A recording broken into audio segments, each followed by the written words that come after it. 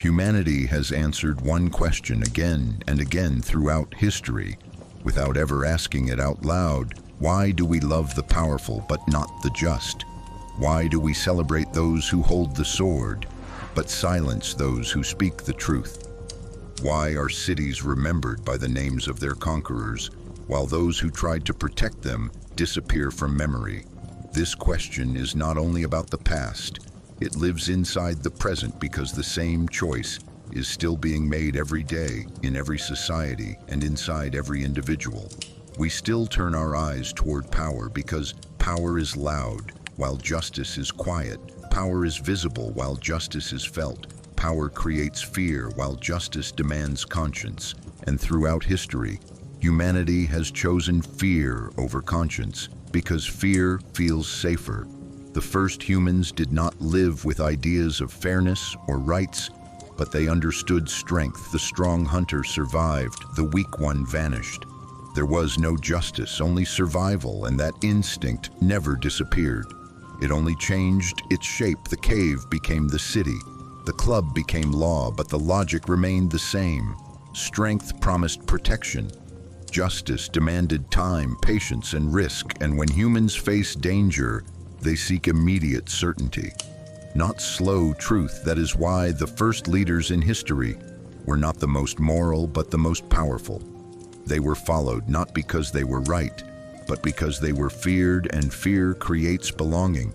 Fear is shared. Conscience is lonely. Conscience keeps you awake at night. Power lets you sleep. It tells you, do not think, I will think. For you, do not question, I will decide for you. And humanity accepted this bargain because thinking is responsibility, and responsibility is frightening. Justice always asks questions. Why is this allowed? Why are you silent? Why do you obey? Power, on the other hand, gives answers because I said so. And history shows that people prefer answers to questions even when those answers are false, because lies are comfortable while truth is heavy. That is why those who spoke the truth were often labeled dangerous, because they disturbed the calm created by power. They broke the silence, and humanity has always preferred silence to sound, because silence feels safe.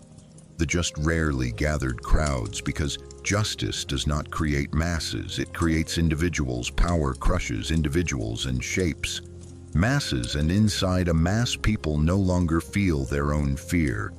That is why empires were built on obedience, not fairness. Obedience does not question obedience.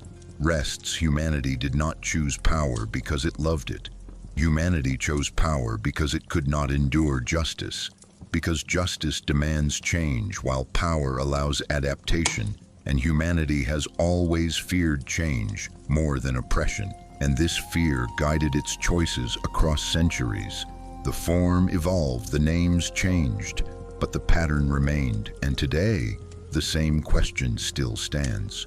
Do we truly love the powerful, or are we simply not ready for justice?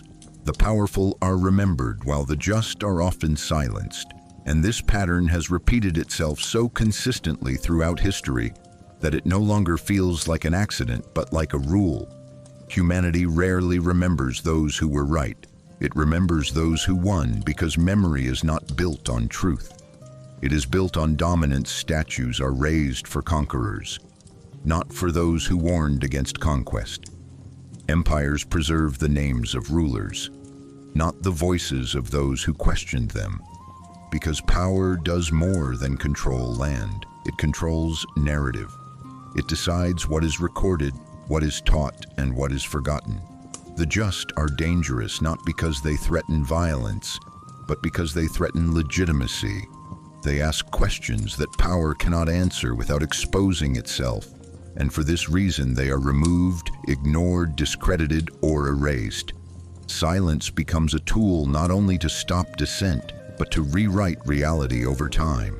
The absence of a voice slowly turns into the absence of a memory, and eventually, the absence of a person. History then appears clean, orderly, and inevitable, even though it was built on suppression. Humanity accepts this because power offers certainty, while justice offers responsibility. Power tells people where to stand, who to follow, and what to believe. Justice tells them to think, to doubt, and to choose. And choice is frightening, especially when choosing wrongly carries consequences. The powerful create fear, but fear unites people. Fear creates crowds.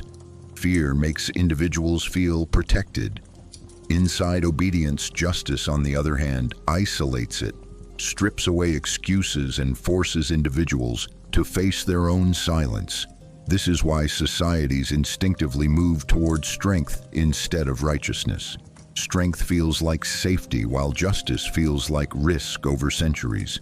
This instinct hardened into tradition. Kings became heroes, wars became glorious, and obedience became virtue, while those who resisted were labeled traitors, heretics, or fools, even when time eventually proves them right. That recognition comes too late, long after their voices were crushed and their lives destroyed. Humanity tells itself that history corrects its mistakes, but correction without memory is meaningless because it costs nothing to honor the dead while continuing to silence the living. The uncomfortable truth is that the powerful are remembered, not because they deserve it, but because they leave no space for alternatives. And the just are silenced, not because they are weak, but because their existence exposes a choice humanity would rather not admit. It keeps choosing power over justice, not out of cruelty, but out of fear.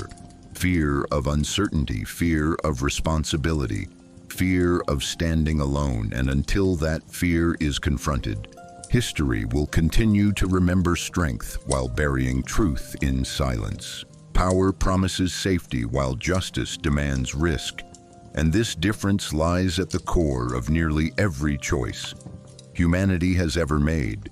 Power speaks the language of protection. It offers walls, armies, laws, and authority.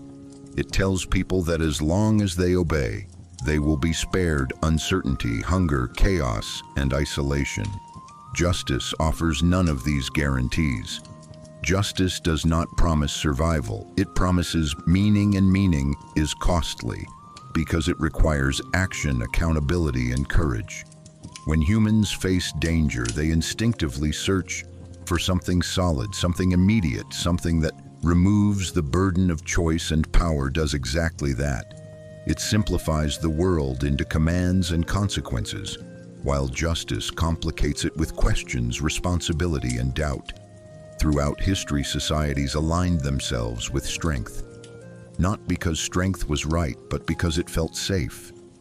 Empires rose not on moral truth, but on the promise of order. Kings were accepted not because they were just, but because they reduced fear, even if that reduction came at the cost of freedom. Justice, by contrast, always introduces instability. It asks people to stand without shields, to speak without protection, and to act without certainty. It exposes individuals to punishment, exclusion, and loss, which is why those who choose justice are so often left alone. Power allows people to survive within a system. Justice forces them to confront the system itself, and confronting a system is far more dangerous than living inside it. This is why safety has always been more attractive than righteousness, and why power continues to be rewarded while justice is postponed, admired only after the risk has already destroyed those who carried it. Humanity does not reject justice because it is evil. It rejects justice because it is afraid, and fear will always choose protection over truth as long as survival feels uncertain. Power frees the individual from responsibility, while justice places the weight of responsibility directly on the human conscience. And this difference explains why power has always been more attractive than righteousness. Power does not ask who you are or what you believe. It asks only whether you obey. Once obedience is given, the burden of choice disappears. Decisions are no longer personal. They are externalized. The system thinks, commands, and acts on your behalf. And this creates a powerful illusion of freedom because the individual no longer feels accountable for outcomes. Violence, injustice, and cruelty can be justified as necessity, as orders, as inevitability. Power allows people to say, "I did not choose this. It was decided above me," and this sentence has protected more wrongdoing than any weapon in history. Justice offers no such shelter. Justice removes the hiding place. It returns choice to the individual, and with choice comes responsibility. Responsibility for action, responsibility for silence, responsibility for participation, and responsibility for consequence. A just person cannot outsource morality to authority, cannot dissolve guilt into hierarchy, cannot escape by blending into the crowd. Justice forces the individual to remain awake, while power allows sleep. This is why power feels liberating. It releases people from the exhausting work of moral judgment, simplifies life into roles, duties, and permissions, while justice complicates life by insisting that every action matters and every silence speaks throughout history. Those who aligned themselves with power often felt free, not because they were unconstrained, but because they were unburdened. Their freedom was the freedom of not having to think, not having to resist, and not having to answer for the harm caused in their name. Justice, by contrast, creates a heavier existence. It demands that individuals remain conscious, even when consciousness is painful. It asks them to choose correctly, even when the cost is personal: loss, exclusion, punishment, or death. This is why just individuals so often appear troubled, isolated, or exhausted, while those close to power appear confident, relaxed, and certain. Power reassures, justice unsettles. Power says follow and you will be protected. Justice says stand and you will be exposed. And exposure is terrifying because it removes the comfort of collective excuse under power. Guilt is diluted among many under justice. Guilt is singular and unavoidable.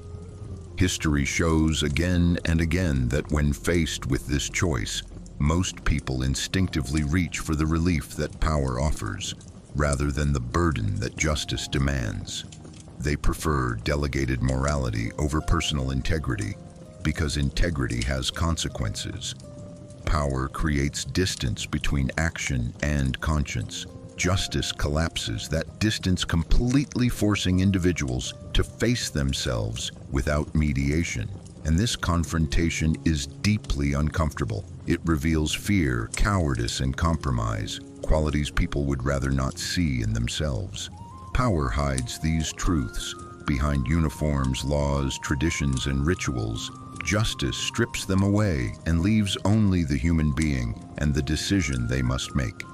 This is why societies reward obedience more consistently than righteousness, why loyalty is praised more often than courage, and why systems survive not through justice, but through the promise of relief from responsibility. The paradox is that power does not truly free anyone, it only postpones accountability, while justice, though heavy, is the only path that grants real moral freedom. Yet moral freedom is rarely chosen because it offers no protection, no permission, and no excuse. Only the truth of one's actions and the weight of living with them. Power gives human beings a sense of belonging, while justice leads them into loneliness, and this distinction reaches into the deepest layers of human psychology, because from the beginning of civilization, survival depended not on being right, but on being part of the group. To belong meant protection, food, shelter, and identity, while exclusion meant vulnerability, danger, and often death. Power understands this instinct and uses it. Power gathers people into crowds, uniforms, nations, faiths, and ideologies. It creates symbols, slogans, rituals, and enemies, and through these it offers a powerful emotional promise. You are not alone, you are part of something larger. You are protected because you belong. Justice offers no such comfort. Justice rarely speaks in the language of crowds. It speaks in the language of conscience, and conscience is solitary. It does not shout, it whispers, and it often whispers against the noise of the group. This is why those who follow justice so often find themselves isolated, not because they reject others, but because others reject the discomfort that justice brings. Power tells people who they are. Justice asks them who they choose to be. Power dissolves individuality into collective identity, making people feel strong simply by standing together, while justice pulls the individual out of the crowd and forces them to stand alone with their thoughts, doubts, and decisions. Belonging feels warm. It reduces fear by spreading it across many shoulders. Loneliness concentrates fear into one. This is why societies instinctively reward loyalty to power with acceptance and punish alignment with justice through exclusion. Throughout history, dissenters were not only imprisoned or killed, they were first isolated, labeled traitors, heretics, troublemakers, outsiders, because social death often hurts more than physical punishment. Power knows that the fear of loneliness is stronger than the fear of injustice, so it weaponizes belonging. It teaches people that safety lies in agreement, that virtue lies in conformity, and that survival lies in silence. Justice threatens this structure because it creates individuals who cannot dissolve themselves into the group, individuals who feel accountable not to authority, but to truth. And such individuals are dangerous, not because they are violent, but because they cannot be absorbed. They remain visibly separate, and their separation exposes the fragility of collective certainty. When one person stands apart, it forces others to confront a question they would rather avoid. Why am I standing where I am standing? Most people respond to this discomfort by pulling away from the just person, rather than pulling toward the truth, because rejoining the group feels easier than reevaluating one's position. Power thus offers emotional shelter. It says, "Stay with us and you will not be alone." Justice offers no shelter. It says, "Stand where you must, even if no one stands with you." This is why justice has always been carried by minorities, by isolated figures, by solitary voices, whose strength came not from numbers, but from conviction. And this loneliness is not accidental. It is the cost of refusing collective self-deception. Power turns belonging into a substitute for morality. Justice strips that substitute away and leaves only the individual and their responsibility to truth. And because humans are social creatures who fear abandonment as deeply as death, most choose the warmth of belonging over the cold clarity of justice. Again and again, across centuries, cultures, and systems, until loneliness itself becomes proof of deviance and conformity, becomes proof of virtue. And in this world, power feels like home, while justice feels like exile. History does not record what was right. It records what survived, and survival has always favored the victor over the Just because history is not a neutral memory, it is a construction shaped by power. Those who win wars control archives, monuments, education, and narrative, while those who lose are erased, simplified, or condemned. The pen that writes history is held by those who remain standing, not by those who spoke the truth and were destroyed.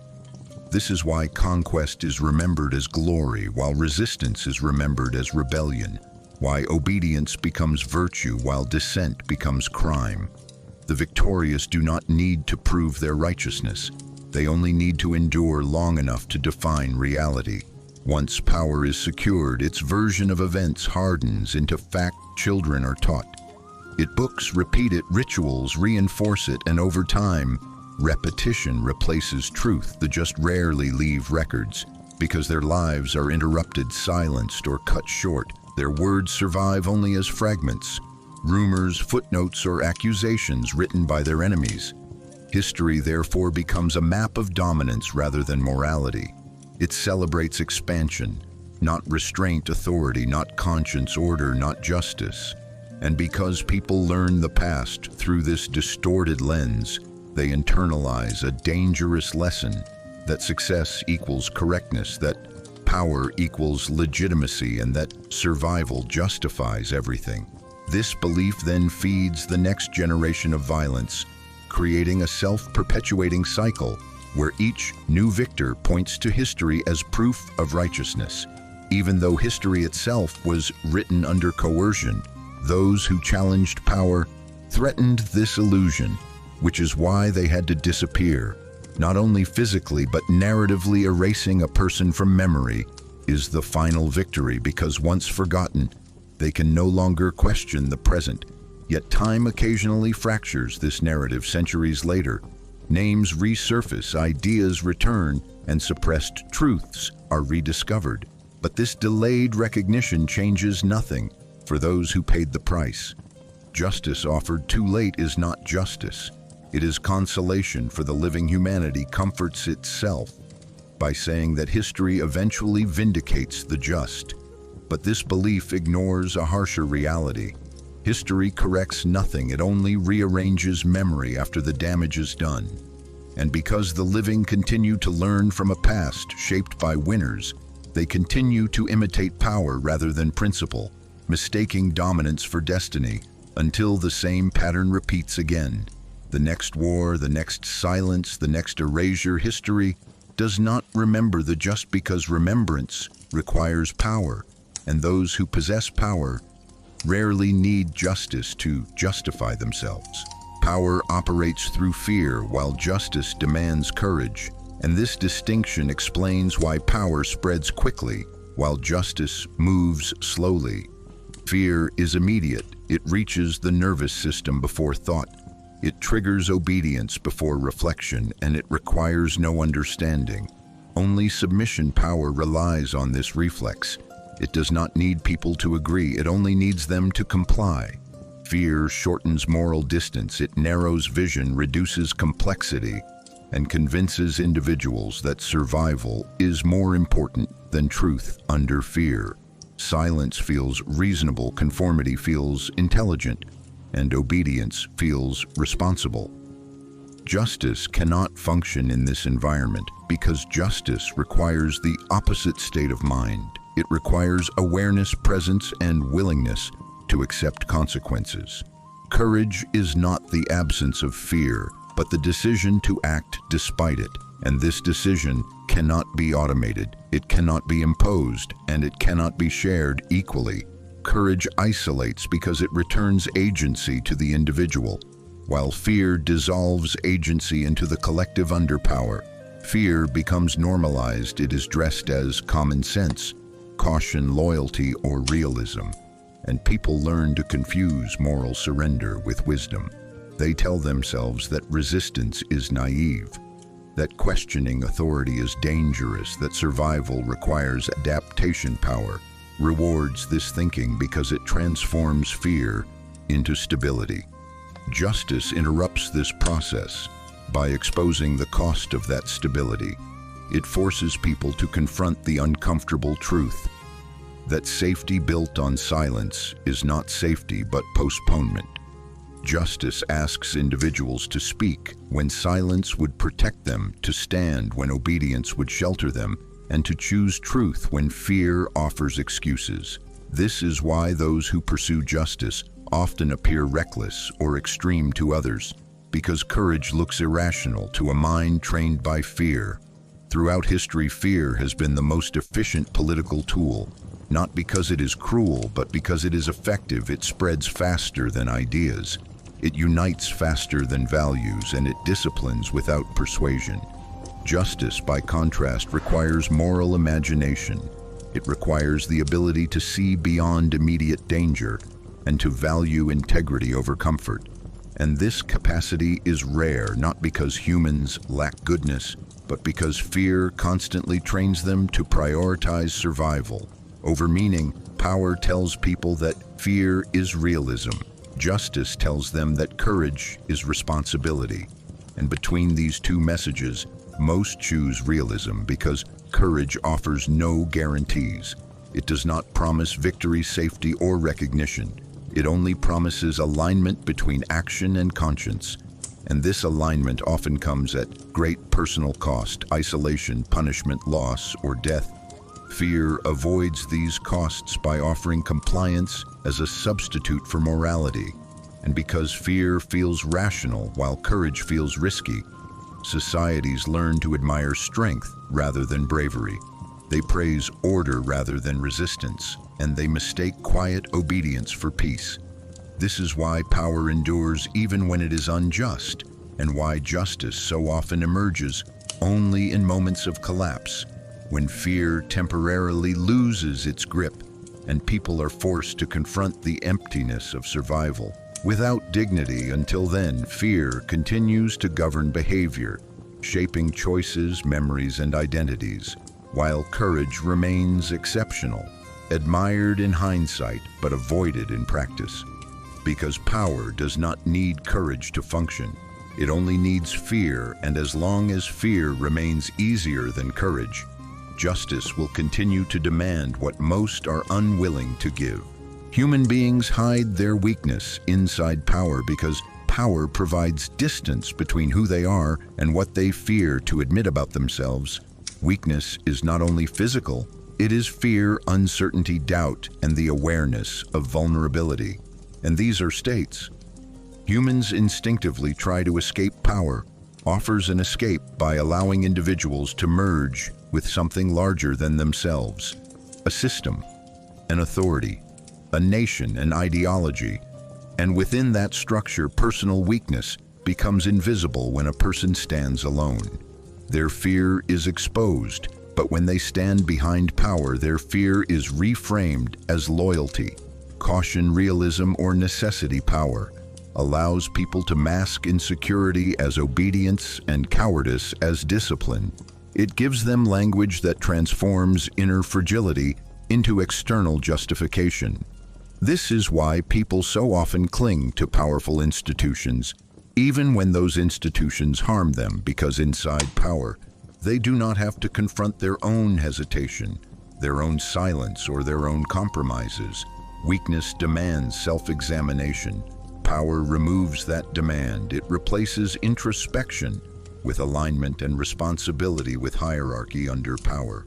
Individuals can say, "I am not afraid. I am simply following orders. I am not uncertain. The rules are clear.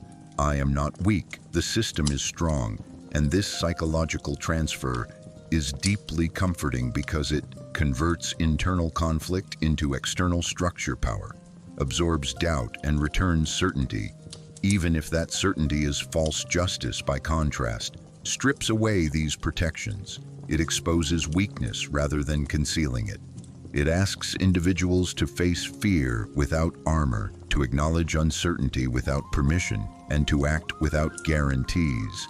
This confrontation is deeply uncomfortable because it reveals how much of human behavior is driven not by conviction, but by avoidance. Power thrives on this avoidance. It gives people symbols, uniforms, titles, and identities that allow them to feel solid while remaining hollow inside. And the more fragile the individual feels, the more intensely they defend the power they depend on, because losing that power would mean facing themselves without protection. This is why people often react aggressively when power is questioned, not because they believe deeply in it, but because without it, their weakness would become visible. Criticism of power feels like a personal attack. Because power has become a psychological shelter throughout history, this dynamic repeated itself. Soldiers hid fear behind duty, citizens hid doubt behind patriotism, believers hid uncertainty behind doctrine, and officials hid moral compromise behind legality. Power did not remove weakness, it simply redistributed it, spreading it across structures so large that no single person felt accountable. Justice threatens this arrangement because it collapses the distance between action and self. It removes the shield and returns weakness to where it originated inside the individual and forces them to confront it without excuse. This is why justice feels unbearable to many. It does not flatter, it does not reassure, it does not protect. It reveals, and revelation is painful because it exposes the gap between who we claim to be and what we actually do. Power allows humans to live comfortably inside that gap.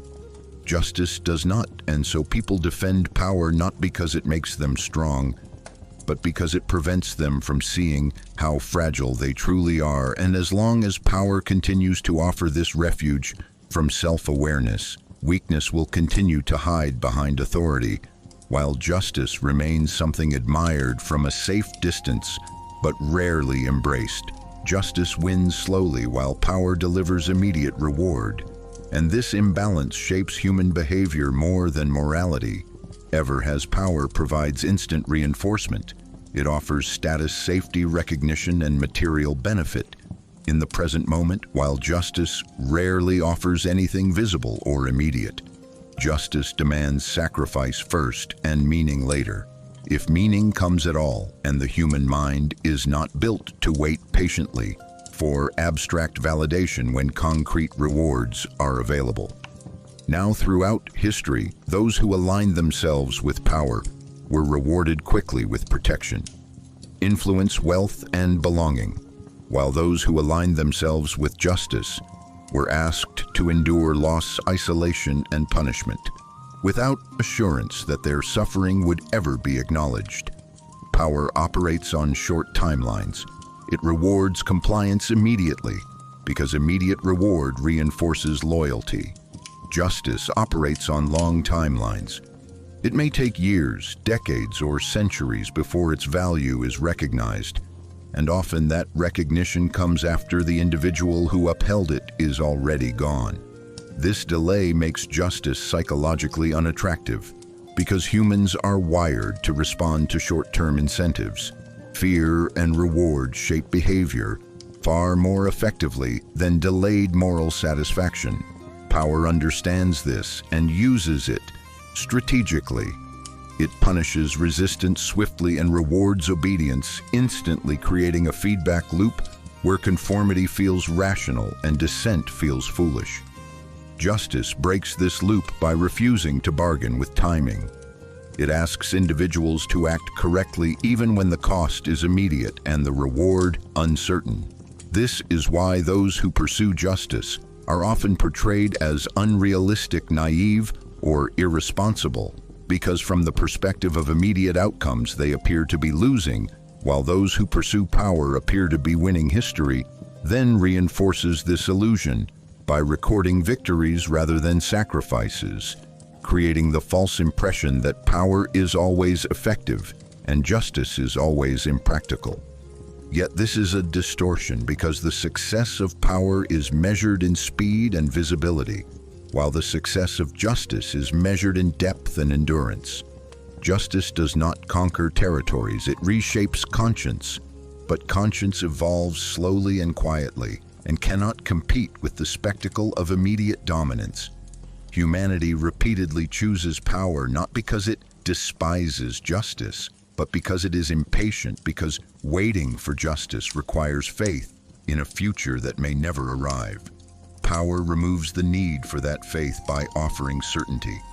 Now, even if that certainty is built on injustice, this is why societies reward power in real time, while postponing justice into memory museums, apologies, and symbolic recognition long after the damage has been done. And this delayed acknowledgement serves as a moral alibi, allowing the present to continue repeating the same choices while honoring past victims at no cost. Justice arrives late, not because it is weak, but because it refuses to manipulate fear and reward. And in a world governed by immediacy, anything that moves slowly is mistaken for failure, even when it is the only thing that lasts. Justice wins late while power is rewarded immediately, and this imbalance quietly governs human choices far more than ideals ever could. Power speaks in the language of now. It offers safety, approval, status, money, and belonging in the present moment. It reassures people instantly that they made the right choice, because the reward arrives before doubt has time to grow. Justice offers nothing like this. Justice asks for sacrifice first. It demands loss, discomfort, and risk, without any guarantee that the future will ever recognize the cost. And the human mind struggles deeply with this delay, because humans are not built to live on distant moral promises. When immediate benefits are available, power understands this weakness and exploits it efficiently, rewarding obedience quickly and visibly while punishing resistance just as fast, creating a world where compliance feels intelligent and dissent feels self-destructive. Those who choose power often appear successful, not because they are right, but because their rewards are tangible and immediate, while those who choose justice appear to fail because their reward is invisible, delayed, or never arrives at all. History then reinforces this illusion by celebrating victories rather than integrity, by recording triumphs rather than sacrifices, and by teaching generations that effectiveness matters more than correctness. This teaches people a dangerous lesson, that what pays quickly must be right, and what costs deeply must be foolish. Justice is not slow because it is weak. It is slow because it refuses to manipulate fear or temptation. It does not bribe, it does not threaten, and it does not promise protection. It only promises alignment between action and conscience. And this alignment has no market value in systems driven by immediacy. Power thrives in short time frames. It flourishes in moments of crisis, urgency, and fear because these conditions suppress long-term thinking. Justice requires distance, patience, and reflection, qualities that collapse under pressure. This is why, in moments of instability, societies rush toward strong leaders, rigid systems, and decisive authority, even when those forces are destructive because they deliver the comfort of instant resolution. Justice cannot compete with that speed.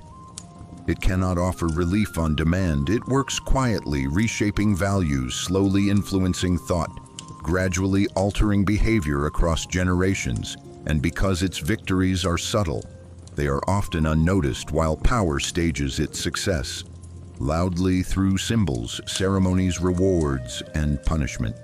Humanity repeatedly chooses power not because it hates justice, but because it is impatient, because waiting for justice means tolerating uncertainty and living without immediate reassurance. Power removes that discomfort by rewarding compliance instantly, even if the reward is shallow, temporary, or built on harm. Later generations may look back and recognize where justice stood and where power abused, but that recognition costs nothing to those who receive it, while those who paid the price are already gone. And this delayed acknowledgement becomes a moral illusion, allowing societies to believe they value justice while continuing to reward power in practice again and again. Justice arrives late because it refuses to rush. Power wins early because it understands urgency. And until humanity learns to resist the seduction of immediate reward, justice will continue to be admired in memory, while power continues to be rewarded in real time. The most bitter truth is not that humanity chooses power over justice, but that it does so knowingly and repeatedly, while convincing itself that there was no other option. This truth is difficult to face because it removes the comfort of innocence. It reveals that silence was not always forced, that obedience was not always unavoidable, and that many moments labeled as necessity were in fact choices. Power survives, not only because it is strong, but because it is desired, because it offers relief from fear, relief from responsibility, and relief from the burden of standing alone. Justice threatens this relief because it exposes the gap between who people believe they are and what they are willing to do when safety is at stake. The most painful realization is that injustice rarely succeeds through violence alone. It succeeds through participation, through quiet acceptance, through the everyday decision to look away. And history is filled not only with tyrants, but with ordinary people who made power possible by choosing comfort over conscience. Humanity tells itself that evil is imposed from above, but the bitter truth is that it is sustained from below. Through fear, rationalization, and adaptation, justice does not fail because it lacks truth. It fails because truth demands transformation, and transformation is costly. It requires people to give up protection status, belonging and certainty power, asks for none of these sacrifices. It asks only for loyalty, and in return, it absorbs guilt and distributes excuses, allowing individuals to feel moral without acting morally. This is why the powerful are remembered and the just are silenced, not because justice is weak, but because it is uncompromising. It cannot be practiced halfway. It cannot be postponed without becoming meaningless. The most uncomfortable truth is that every era believes it would have acted differently than the past. Yet every era repeats the same pattern because the conditions remain the same. Fear, uncertainty, and the desire to survive. With minimal pain, humanity does not lack knowledge of what is right. It lacks the willingness to endure what doing right requires. And until this changes, justice will continue to arrive too late. Honored safely after its cost has already been paid by others. Power will continue to be rewarded immediately, and history will continue to confuse success with legitimacy. The bitter truth is not that the world is unjust. The bitter truth is that injustice is often the easier choice, and humanity keeps choosing what is easier, while telling itself it had no choice at all. Being right so often leaves a person alone, because righteousness separates while conformity connects. And human beings are deeply social creatures who instinctively fear isolation more than error. From the earliest stages of human survival, belonging meant protection, warmth, and continuity, while exclusion meant danger, vulnerability, and often death. And this ancient fear never disappeared. It only evolved into social forms. Approval, reputation, acceptance, and safety power understands this instinct and uses it by rewarding agreement and punishing deviation. Justice disrupts it by creating distance between the individual and the group. A person who is right but refuses to align with the collective narrative exposes a fracture in shared certainty, and that fracture is deeply unsettling because it forces others to confront the possibility that they are complicit, mistaken, or silent when they should not be. And rather than face this discomfort, most people instinctively move away from the one who is right, distancing themselves, not because they disagree logically, but because proximity threatens their emotional stability.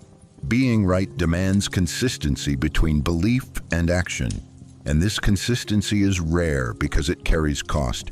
Speaking truth isolates because it removes the protection of shared excuses. It collapses the comforting illusion that everyone is equally responsible and replaces it with a sharper reality that responsibility is personal and unavoidable under power. Guilt is distributed across many under justice. Guilt becomes singular, and this singularity is frightening because it cannot be diluted by numbers. When someone stands for what is right, they do not simply challenge authority. They challenge the silent agreement that allows the group to function comfortably. And groups react defensively to such challenges, not out of cruelty, but out of self-preservation. The presence of a just individual acts like a mirror, reflecting compromises, fears, and rationalizations that others would rather not see, and rather than change what they see, they reject the mirror throughout history. This pattern repeated endlessly. Whistleblowers, prophets, reformers, and dissenters were first isolated before they were punished, because social exclusion is often the most efficient way to neutralize moral threat. A person without allies appears unreasonable, unstable, or extreme, regardless of the validity of their claims. Loneliness becomes a narrative tool used to discredit truth. If no one stands with you, you must be wrong.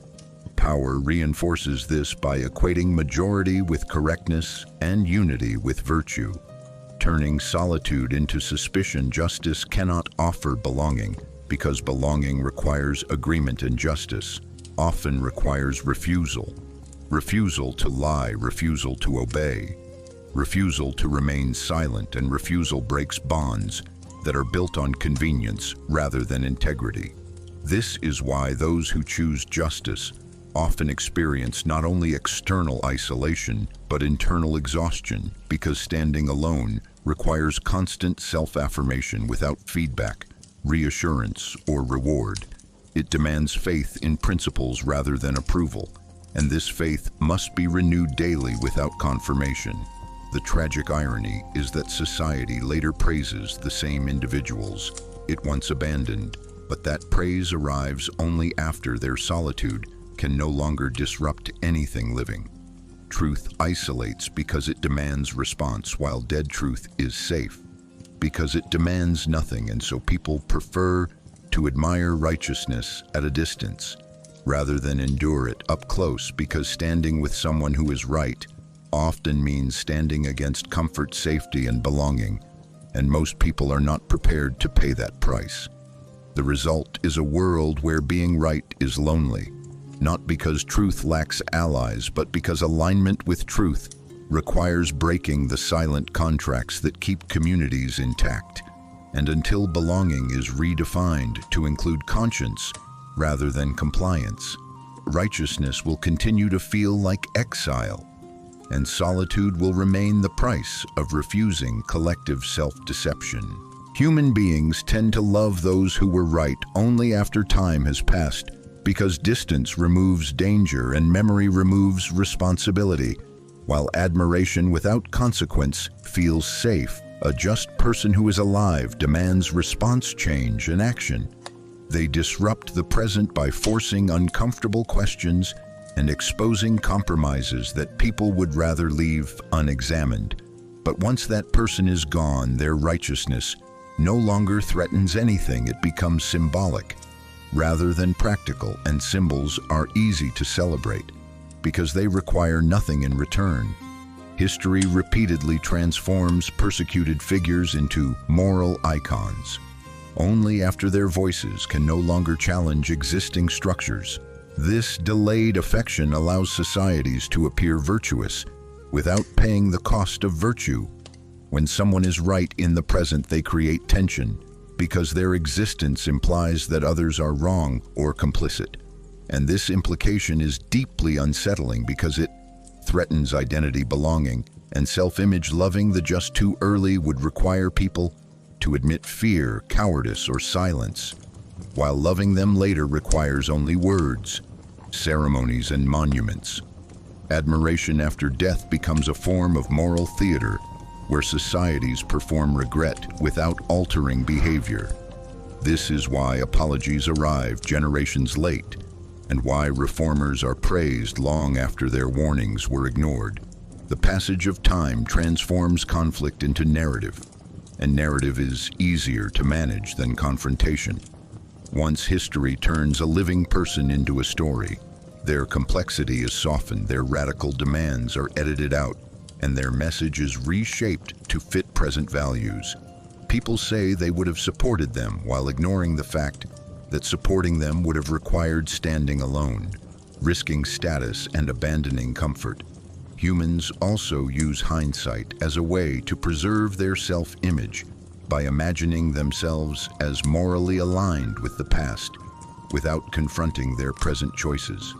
Loving the just afterward allows people to believe they are on the right side of history without having to choose it in real time, because real time demands courage while hindsight demands only interpretation. This tendency reveals a deeper fear, not of injustice itself, but of the social cost of opposing it. Admiration delayed is admiration made harmless, and this harmlessness is precisely why it is allowed. Societies do not struggle to recognize righteousness. They struggle to tolerate it while it is alive, demanding, and inconvenient, and until people learn to value justice when it threatens comfort rather than when it decorates memory, the pattern will continue. The living will be silenced, the dead will be honored, and humanity will keep mistaking retrospective admiration for moral progress, while repeating the same avoidance again and again across eras, cultures, and systems. Power almost always presents itself as order because order sounds protective, reasonable, and necessary, while power alone sounds threatening, and humans are more willing to surrender freedom to something that promises stability than to something that openly seeks control. Order appeals to a deep psychological fear of chaos, uncertainty, and collapse. It suggests predictability, safety, and continuity. And in moments of anxiety, people instinctively prioritize structure over justice because structure feels like survival power, understands this instinct, and disguises itself as order to legitimize obedience when authority claims to be restoring order. It frames resistance as chaos, dissent as danger, and questioning as irresponsibility. This framing transforms domination into duty and violence into maintenance rather than aggression. Throughout history, nearly every oppressive system justified itself not by admitting hunger for control, but by claiming to prevent disorder. Empires expanded to bring peace. Dictators ruled to preserve stability. Laws were enforced to protect society, even when those laws were unjust, because order provides a moral cover that power alone cannot. It allows those who obey to believe they are not supporting oppression but protecting normality. Order also simplifies moral complexity. It divides the world into stability and threat, insiders and disruptors, good citizens and dangerous elements. And this division makes cruelty feel necessary rather than chosen. Power thrives in this environment because once chaos is framed as the greatest evil, any action taken in the name of order becomes acceptable. Justice becomes secondary because justice slows things down. It introduces debate, nuance, and restraint, qualities that feel dangerous when order is portrayed as fragile. Power exploits this by creating or exaggerating crises because fear accelerates acceptance. People are far more willing to accept harsh authority when they believe collapse is imminent. Order becomes a psychological refuge, a promise that someone else is in control, and that control feels comforting even when it is destructive. Justice, by contrast, appears disruptive because it questions whether the order itself is fair. Power labels this questioning as destabilizing because stability is its strongest argument. Order also allows individuals to outsource responsibility by telling themselves that maintaining peace matters more than examining harm. This mindset turns silence into virtue and obedience into morality. The phrase, "at least there is order," becomes a justification for enduring injustice as long as life feels predictable. Power rarely needs to prove it is right. It only needs to convince people that without it, things would be worse. This false binary between order and chaos leaves no space for justice, because justice requires tolerating temporary discomfort to prevent long-term harm, and discomfort is precisely what order claims to eliminate. The tragic irony is that the order created by power is often brittle, artificial, and sustained through fear rather than trust. But as long as it suppresses visible chaos, it is praised as success even when it silently corrodes dignity, truth, and freedom. People mistake stillness for peace and silence for harmony because power has taught them that noise equals danger and calm equals safety. Justice threatens this illusion by revealing that an unjust order is not order at all, but delayed collapse. Yet because justice does not promise immediate calm, it is dismissed as reckless idealism, while power continues to arrive, wearing the mask of order, offering relief from anxiety while quietly expanding control. And until societies learn to distinguish genuine stability from enforced silence, power will continue to rule, not by declaring itself dominant, but by presenting itself as the only barrier between civilization and chaos, and calling that domination order. Morality is remembered only after crises end, because during crisis, survival replaces conscience and urgency overwhelms reflection, leaving little space for ethical consideration. When fear dominates the human mind, it narrows priorities to what feels immediately necessary, and anything that slows action is treated as a threat. Morality, by its nature, slows. It asks questions, introduces limits, and demands responsibility. And in moments of instability, these qualities are reframed as dangerous luxuries. Societies tell themselves that there will be time for ethics. Later, that now is not the moment, and this postponement becomes habitual, because crisis thinking trains people to suspend judgment and normalize compromise. Once morality is delayed, it becomes easier to delay, again and again, until silence feels reasonable and obedience feels mature. Power benefits from this dynamic because crisis creates permission to bypass norms, concentrate authority, and redefine cruelty as necessity under pressure. People accept actions they would otherwise reject because fear reframes them as unavoidable. And when survival is at stake, humans instinctively lower moral standards rather than risk failure. This is why during wars, emergencies, and collapses, phrases like extraordinary times require extraordinary measures appear. They function as moral anesthetics, dulling conscience until the danger passes. But when the crisis ends and immediate fear subsides, suppressed questions return. People begin to ask whether what was done was justified, whether harm was avoidable, and whether silence was complicity. Morality resurfaces not because society suddenly becomes virtuous, but because the psychological cost of reflection becomes affordable only once safety is restored. It is easier to judge actions retroactively than to restrain them while they are unfolding, because judgment after the fact carries no risk. People can condemn past excesses without threatening present stability, and this creates a pattern where ethics is treated as a postscript. Rather than a guide, morality becomes something discussed in hindsight. Reports, documentaries, and apologies rather than something enforced in real time. The phrase "we had no choice" becomes a shield, used to protect decisions made under fear. Even when alternatives existed, this narrative allows societies to preserve their self-image by framing moral failure as inevitability rather than choice. The uncomfortable truth is that crises do not erase morality. They test it, but because tests are costly, most people prefer to delay rather than endure. Power reinforces this delay by maintaining a permanent sense of emergency, because permanent urgency prevents moral reckoning when everything feels fragile. Questioning authority appears irresponsible. Morality threatens momentum, and momentum is valued more than integrity in systems built on speed control and efficiency. Once the crisis finally ends and consequences can be safely examined, societies express regret, promise reform, and declare lessons learned. Yet these declarations often arrive without structural change, because remembering morality after danger has passed costs nothing and demands little. The harm is already done. The victims already suffered, and the systems already adapted. The cycle then resets, waiting for the next crisis, where morality will again be postponed in the name of necessity.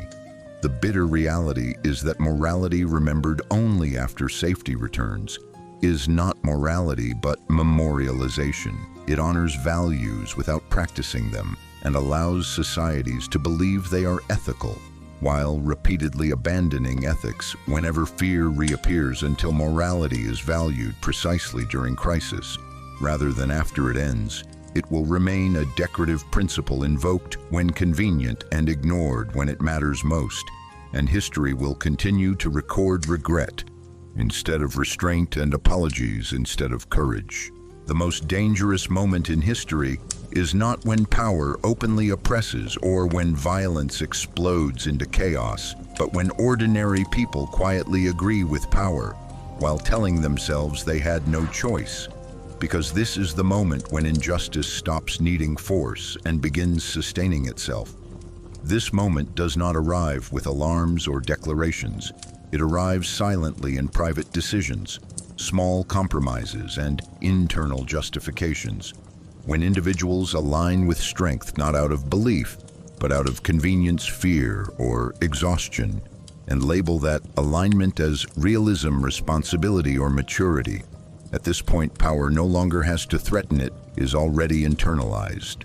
People begin to police themselves, censor their thoughts, and adjust their values to fit what feels safe and acceptable.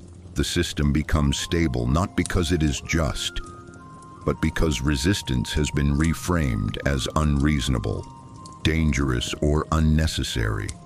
This is the moment when moral language collapses and is replaced by technical language, procedures, orders, policies, and necessity words that strip actions of ethical weight and turn choices into inevitabilities.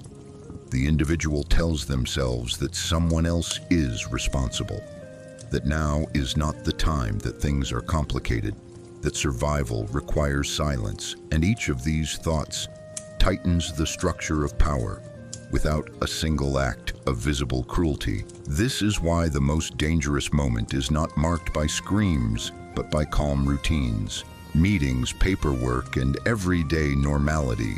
Injustice becomes durable when it is normalized, when people stop asking whether something is right and ask only whether it is permitted, expected, or required. History shows that once this threshold is crossed, reversing course becomes extraordinarily difficult, because power no longer stands outside society. It lives inside habits, identities, and shared assumptions. People defend the system not because they love it, but because their sense of safety, reputation, and belonging has become tied to it. Questioning power now feels like questioning oneself. And this psychological fusion is the final defense of unjust systems. The most terrifying aspect of this moment is that it feels reasonable. Those living through it do not see themselves as villains. They see themselves as practical, cautious, and responsible. And this self-perception allows injustice to expand quietly while everyone waits for someone else to object. Later generations look back and ask, how could they let this happen? Without realizing that the answer lies not in ignorance but in gradual acceptance. The most dangerous moment is when people still believe they are good while enabling harm, because once morality is outsourced to authority, conscience goes silent, and when conscience goes silent, history no longer needs tyrants. It only needs people who are willing to adapt and call that adaptation wisdom. And from that moment forward, injustice no longer appears as a rupture. It appears as order, and correcting it requires not rebellion but awakening, which is far rarer because awakening demands individuals admit that the danger was never only external. It was the moment they chose comfort over truth and told themselves it was unavoidable. If power always wins, then the question is not why justice fails, but why it exists at all. And the answer is uncomfortable, because justice was never designed to conquer. It was designed to preserve humanity. Justice is not a strategy for victory. It is a boundary against becoming what power requires. It is not a tool to overthrow systems, but a line that prevents the individual from dissolving completely into them. Justice does not promise success, safety, or recognition. It promises something far more fragile and far more difficult: alignment between action and conscience. And this alignment has no guarantee of reward, because its purpose is not outcome, but integrity. Power measures value by effectiveness, control, and survival. Justice measures value by meaning, responsibility, and restraint. And these measurements operate on different dimensions. Asking justice to defeat power is like asking truth to overpower force. It misunderstands the function of each. Justice exists not to win history, but to prevent the human being from losing themselves within it. When power triumphs, justice becomes the last remaining witness, reminding individuals that domination is not destiny and obedience is not innocence. Justice marks the point where a person refuses to trade humanity for safety, even when the trade is offered generously and repeatedly. It exists to say there is a cost to survival, when survival demands silence, and that cost is the erosion of self-justice does not stop empires from rising, but it exposes the moral debt they accumulate. It does not prevent injustice from spreading, but it records its presence, so it cannot fully disguise itself as necessity or order. Justice operates quietly, not because it is weak, but because it addresses something power cannot reach, the inner decision of who a person chooses to be when no reward follows and no protection is offered. This is why justice often appears ineffective. It refuses to compete on power's terms. It will not threaten, bribe, or coerce, because doing so would destroy the very thing it exists. To protect justice is for the moment when an individual stands alone and decides that certain actions are unacceptable, regardless of consequence. It is for preserving a human standard inside inhuman systems, and this preservation is invisible to history books because it leaves no monuments, no victories, and no immediate change. Yet without it, humanity would become indistinguishable from the forces it fears. Justice is not meant to win. It is meant to resist normalization, to interrupt inevitability, and to remind those who come after that there was another way. Even if it was not taken, power may dominate events, but justice guards meaning, and meaning is what separates endurance from dignity, survival from humanity, and victory from worth. And if justice seems useless in a world where power prevails, that is only because its true function is not external transformation, but internal refusal. It exists so that when history asks not who won, but who remained human, there is still an answer, and that answer does not belong to the powerful. It belongs to those who chose justice, knowing it would not save them, but choosing it anyway, because without it, survival itself becomes empty, and power without justice becomes indistinguishable from collapse. Human beings tend to imagine a good version of power rather than question power itself, because power feels inevitable while morality feels negotiable, and this belief protects people from confronting a far more unsettling truth, that domination may be the problem regardless of who holds it. Imagining good power allows individuals to preserve faith in control without admitting their dependence on it. People do not ask whether power should exist. They ask who should wield it, because this question feels safer.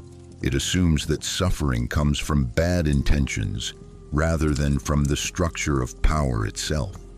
This illusion comforts because it suggests that injustice is accidental rather than systemic. If only the right person were in charge, things would be different. This fantasy shifts responsibility away from collective complicity and places it onto individual villains, allowing society to condemn cruelty without questioning obedience. Humans are drawn to this idea because it aligns with a deep psychological need for guardianship power, promises order, protection, and decision-making without effort, while justice demands participation, accountability, and risk. Imagining good power preserves the benefits of authority. While removing its guilt, it allows people to dream of safety without submission, even though the two are inseparable. This is why people defend strong leaders by saying they mean well or they are necessary, because acknowledging that power itself corrupts would mean admitting that the comfort derived from obedience comes at an ethical cost. The myth of good power also simplifies moral complexity. It reduces systemic harm into personal failure, making it easier to fix emotionally without changing structures. Replacing one ruler feels easier than dismantling hierarchies, because dismantling would require people to face uncertainty and responsibility without a substitute authority. Humans also mistake restraint for benevolence. When power does not abuse visibly, it is labeled good, even if it still concentrates control, limits freedom, and silences dissent. Absence of cruelty is confused with presence of justice, But justice is not merely softer domination. It is a fundamentally different relationship, based on equality rather than hierarchy.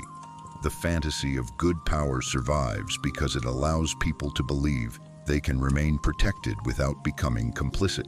It reassures them that obedience can be moral as long as the authority is kind.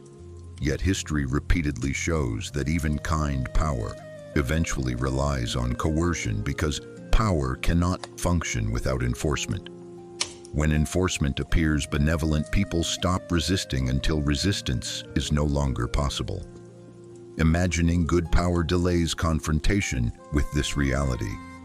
It keeps hope alive while preserving the same dynamics of control. This is why revolutions often replace rulers but keep structures intact, because people seek better masters, not freedom from mastery. The dream of good power is easier to sustain than the courage required to imagine a society where authority is limited, questioned, and shared, because such a society demands constant vigilance, participation, and moral effort.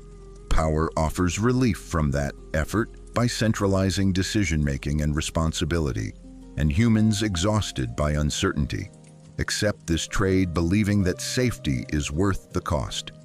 The most dangerous part of this fantasy is that it frames criticism of power as cynicism or extremism, because if good power is possible, then questioning power itself appears unreasonable, unrealistic, or destructive.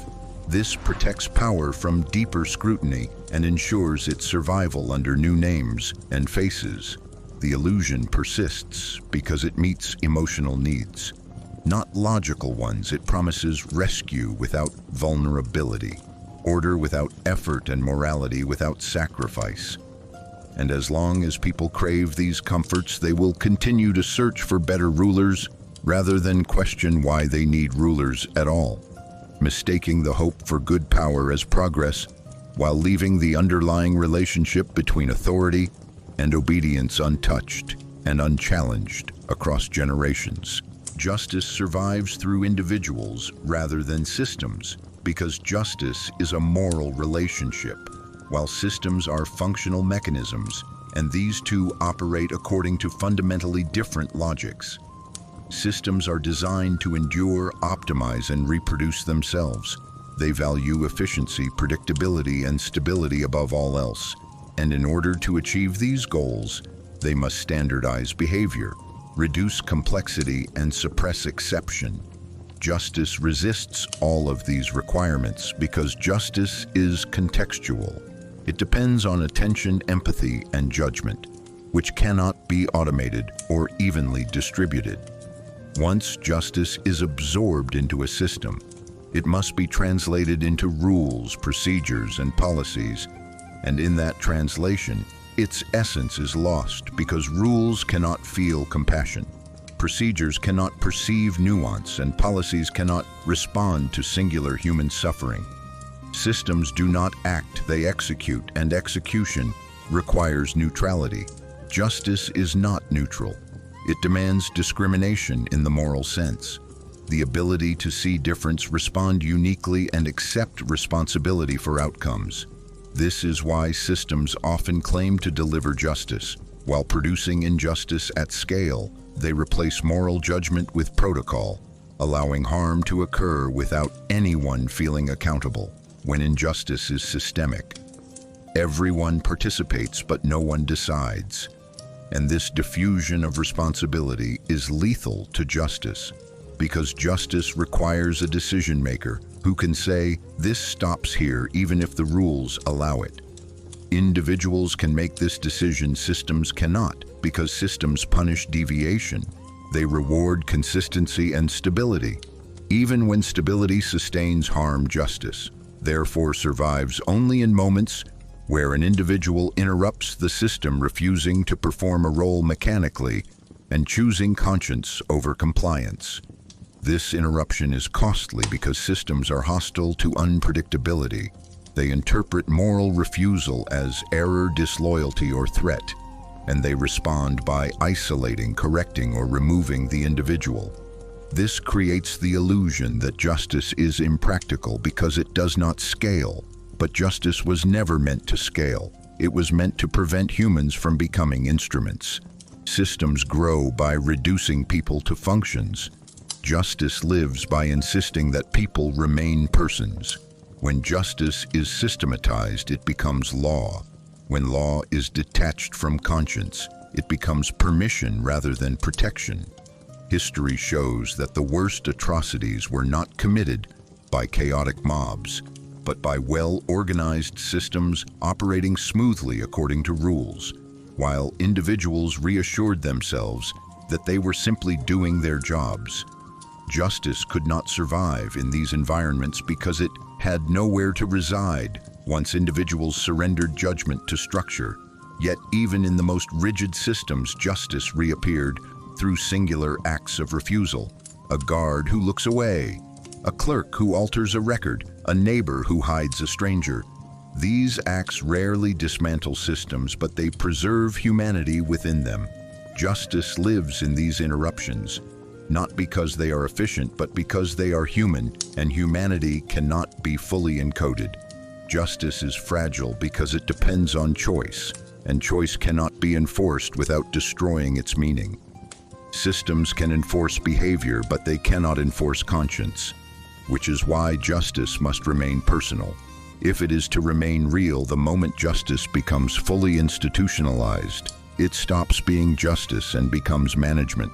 Fairness becomes policy, and morality becomes compliance. This transformation allows societies to function, but at the cost of ethical depth. Individuals then point to systems to absolve themselves, saying the rules were followed. The process was correct. Even as harm spreads, justice survives.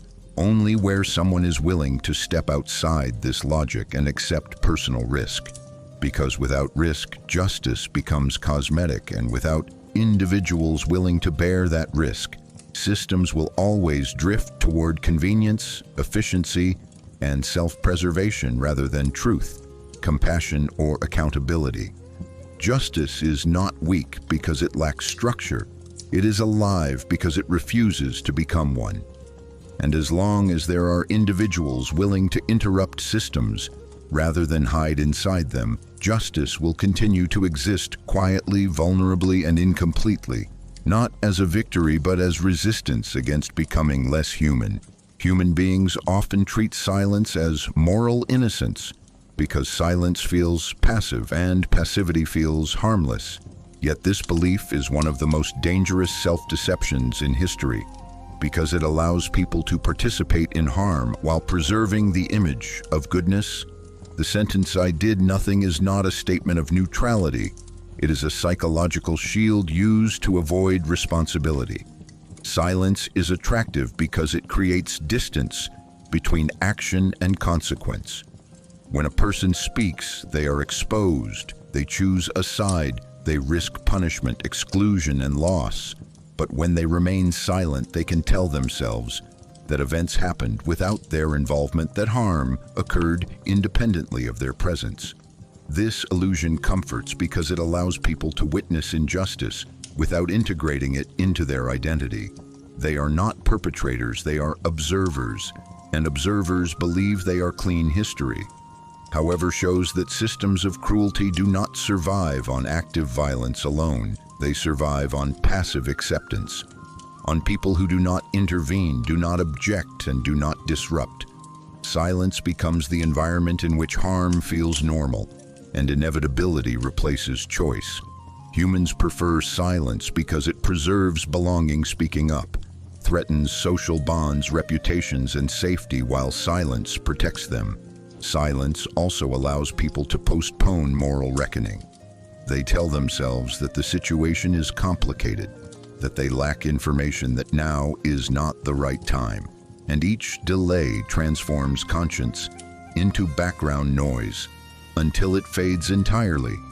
The lie of "I did nothing" works because morality is often defined narrowly as action rather than responsibility.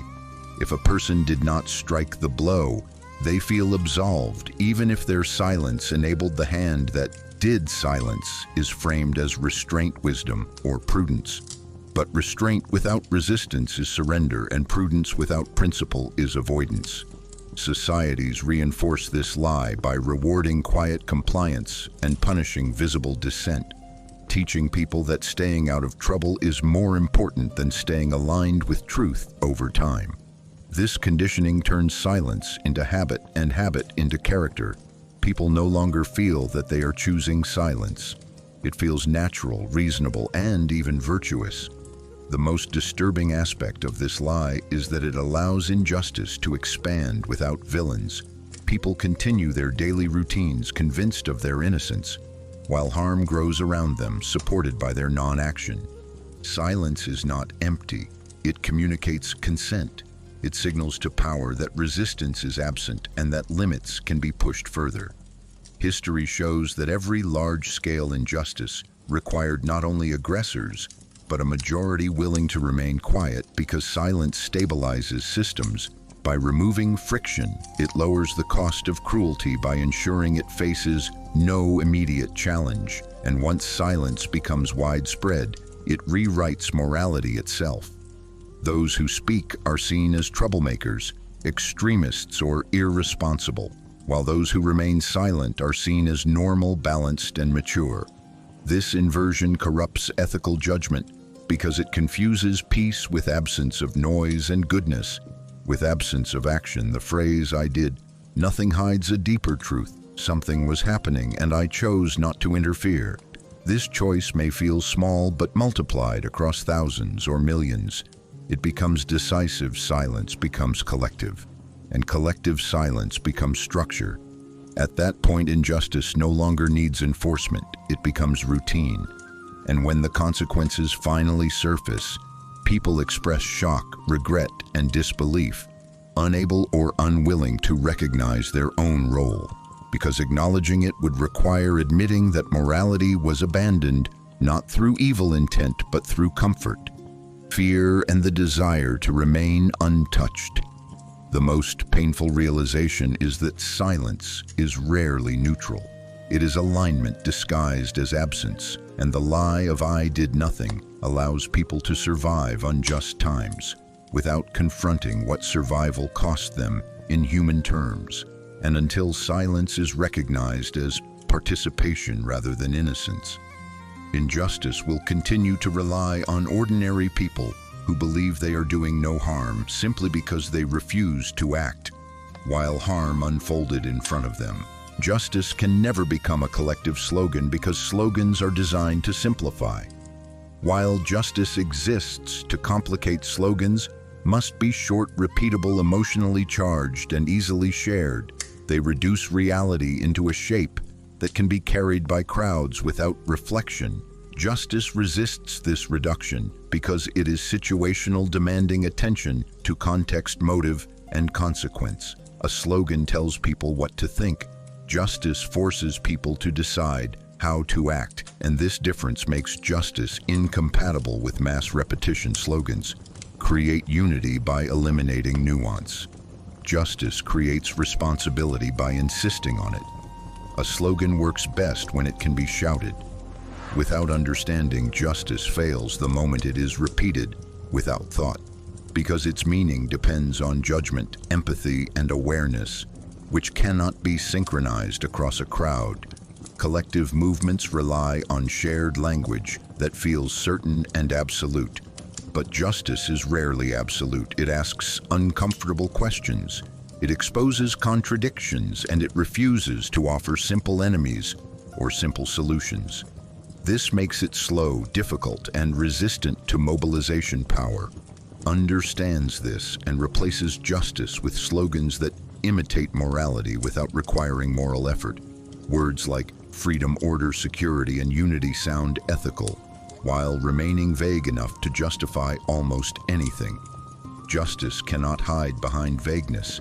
It demands specificity: who is harmed, who benefits, who is excluded, and who decides. These questions fracture crowds because they force individuals to confront their own position within the system. Slogans protect unity by directing attention outward. Justice threatens unity by turning attention inward, asking each person to examine their choices. silence, and complicity. Collective slogans also rely on emotional synchronization. They amplify anger, pride, fear, or hope to move people together. Justice rarely uses these emotions because they overwhelm judgment. Justice requires restraint, and restraint does not travel well through crowds. It lacks spectacle, it does not excite it. Slows momentum, and momentum is what collective action feeds on. This is why movements that begin with moral intent often replace justice with slogans over time, because sustaining mass energy requires simplification. Once justice is translated into a slogan, it stops being justice and becomes identity. People no longer ask whether actions are right. They ask whether they align with the slogan. Morality becomes loyalty, dissent becomes betrayal, and conscience becomes noise. Justice cannot survive in this environment because it refuses to subordinate itself to group identity. It does not say we are right, it asks what is right, even if the answer separates rather than unites. This is why justice repeatedly appears as a solitary voice within collective movements. Someone who interrupts chance with questions. Someone who refuses to justify harm for the sake of unity. And these figures are often treated as obstacles rather than guides because they slow progress and expose moral shortcuts. The tragic irony is that slogans are remembered while justice is forgotten, even though slogans are empty without justice. Behind them, history preserves the words while erasing the conscience that once challenged them. Justice never becomes a collective slogan because it cannot be delegated. It cannot be outsourced to a chant, a banner, or a crowd. It must be carried individually, renewed constantly, and defended without guarantee of support, and this makes it fragile but also honest. Justice does not promise belonging, it promises responsibility. And responsibility cannot be shared without dissolving its meaning, which is why justice remains quiet, singular, and resistant to mass expression, while slogans echo loudly across history, leaving behind noise without depth, unity without integrity, and movements that remember the words but forget the reason they once mattered. History does not choose what is right, it chooses what functions, and this distinction explains why certain behaviors are repeated, rewarded, and normalized across centuries while others disappear quietly without trace. History favors actions that produce visible outcomes, quickly actions that consolidate control, expand territory, stabilize systems, and silence resistance because these behaviors leave marks that can be recorded, measured, and taught. Restraint rarely leaves monuments. Patience does not redraw borders, and moral hesitation does not generate statistics. The behaviors history selects are those that simplify complexity into dominance, obedience, efficiency, and survival power. Aligns perfectly with these criteria, it acts decisively. It reshapes reality, and it leaves behind structures that persist long enough to define memory. Justice, by contrast, often interrupts rather than constructs. It slows rather than accelerates, and it questions rather than enforces, which makes it difficult to record and easy to erase. History is written through cause and effect, but it privileges affects thee. Power demands only adaptation because adaptation is easier than transformation, and survival is easier than integrity. Power does not ask people to believe in it or even to approve of it. It asks only that they adjust their behavior to fit its shape. This is why power is so resilient. It does not rely on conviction. It relies on flexibility. A person does not have to agree with power to live under it. They only have to learn its language, its limits, and its punishments. Adaptation allows people to remain internally conflicted while externally compliant, and this separation creates psychological comfort because it avoids confrontation between conscience and action. Power thrives on this distance. It allows individuals to tell themselves that they are still good, still moral, still unchanged, while quietly reshaping their behavior day by day. Justice cannot operate this way. because justice demands transformation. It requires alignment between belief and action, and that alignment is costly. It cannot be partial or postponed without losing meaning. Adaptation, by contrast, is gradual, almost invisible. People do not feel themselves crossing moral lines. They simply take small steps to fit new conditions. A new rule, a new silence, a new justification. Each step feels minor and reversible, but together they create a complete moral shift without a single dramatic choice. This is why power prefers adaptation over loyalty. Because loyalty can break, but adaptation becomes habit once behavior adjusts values. Follow because the human mind seeks coherence between what it does and what it believes. Power exploits this by changing behavior, first knowing that belief will eventually adapt to reduce discomfort. People stop asking whether something is right and begin asking whether it is normal, permitted, or required. And this shift marks the moment when power no longer needs enforcement. Adaptation turns injustice into routine and routine into background noise. Individuals no longer feel they are choosing power, they feel they are simply navigating reality. Power presents itself as neutral, practical, and inevitable precisely to encourage this mindset. It frames resistance as unrealistic and refusal as dangerous, while portraying adaptation as maturity, wisdom, and responsibility. Justice threatens this process because it interrupts adaptation. It forces people to stop, adjust, and reevaluate, and reevaluation slows systems that depend on momentum. This is why those who refuse to adapt are labeled extremists, troublemakers, or impractical. They disrupt the smooth functioning of power by insisting on friction. Adaptation also allows power to scale because it does not require mass enthusiasm. Only mass compliance. People can adapt quietly, individually, and privately, without coordination, which makes resistance fragmented and rare. Justice requires collective courage or individual sacrifice, both of which are difficult to sustain.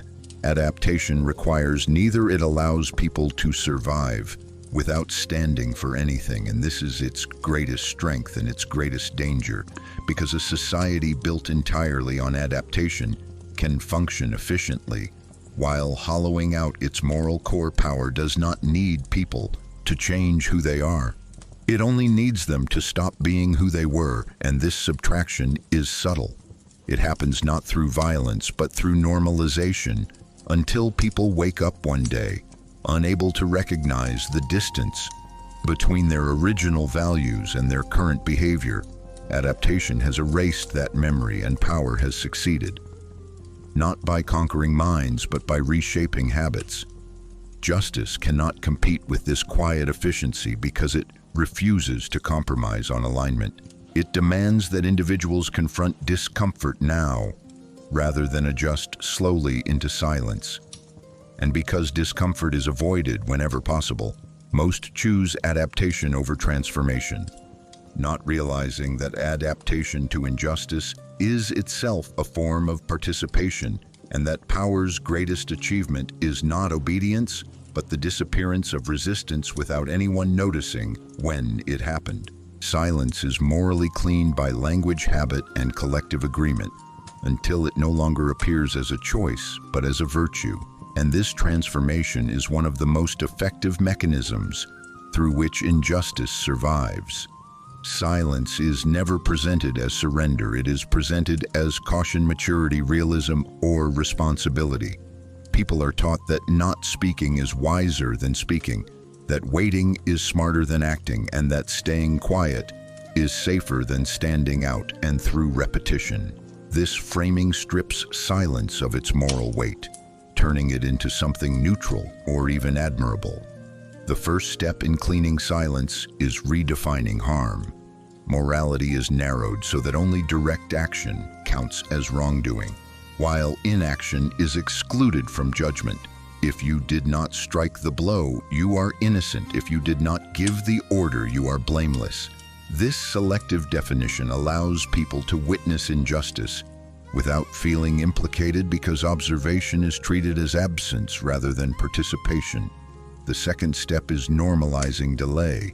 People tell themselves that the situation is complex, that more information is needed, that now is not the right time, and each delay feels reasonable on its own, but together they form permanent avoidance. Time becomes a moral solvent dissolving urgency until conscience fades.